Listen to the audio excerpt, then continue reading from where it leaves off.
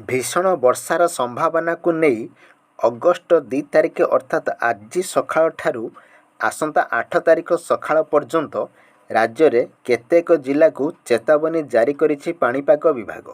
चलतु संपूर्ण पाणीपाग अपडेट पूरा नजर पकाइबा। कमिछि वर्षा 2 रु 6 तारिख जाए पुणी बर्षिब। आसंता 24 घंटा पई 21 जिला को येलो वार्निंग जारी। से बेले आज पुणी प्रबल बर्षिब। 2 तारिख रु 6 तारिख जाए राज्य में प्रबल वर्षार संभावना। से बेले 24 घंटा पई कोरापुट, मालकानगिरी, रायगड़ा, गंजाम, गजपति, नयागढ़, कंधमाल, खोर्धा, पुरी, केन्द्रापड़ा, जगतसिंहपुर, कटक, जाजपुर, भद्रक, बालेश्वर आदि 21 जिला पई येलो वार्निंग जारी होईछि। एही सबु जिले में बिजुली घड़घड़ी वर्षा सह 30 रु 40 किलोमीटर झटका पवन बहिबार संभावना रही।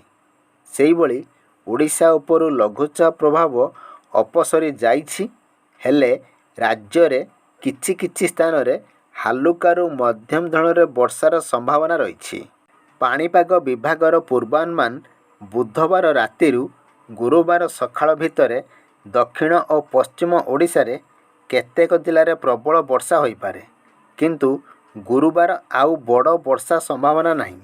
अनेक स्थान रे हालुकारु मध्यम धरणर वर्षा होई पारे। शुक्रवार वर्षा परिमाण आहुरी कमिबा नहीं अनुमान करा जायछि।